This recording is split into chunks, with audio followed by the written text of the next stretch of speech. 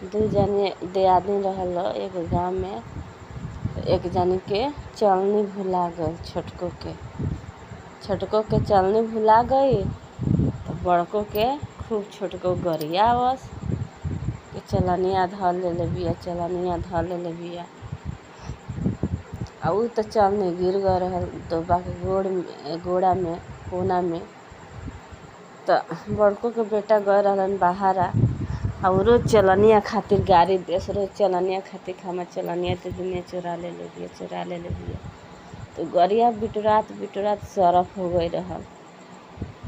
तो बड़को के बेटा गए रहलन बाहरा, तो बाहरा से आवत रहलन तो गरिया बिटुरा के तो सरफ हो गल बा। तो राही में घेर लेता, कहता कि हम तारा के ली लेम। उ कहले न कि सरफवा कहता कि हम तारा के ली लेम। उ कहलन कि हम कौन गलती कैले बानी कि तू हमरा के ली लब। आ तारा माई के चलनी भुला गइल बा, डेहरी के दोबा में जाके अटकल बा। आ तहार माई तारा चाची के रोज गरियावत तारी कि हमर चलनी भुला गइल बा, जाके देख कि अथी डेहरी के दोबा में चलनी बा कि ना। तो कहलन ठीक बा, हम जातनी अपना माई से बता के आए तो तू ले लीह। कहलन ठीक बा जा। अइलन कहलन कि माई का भुलाइल बता ए बाबू, देखा ना हमर चलनिया तहर चाची चोरा ले बिया। तो चाची नहीं चोरले माई, डेहरी के कोना में तो चलनी बा। गलन तो देखा तारे कि डेहरी के कोना में चलनी बा, ठीक है। निकाल के अपना माई के दे देहलन। कहलन कि अब हम जातनी। गइलन तो सरफ लील गइलन घर के। अब उनकर माई रोए लगले, गिलगिलाए लगले कि हमार बाबू।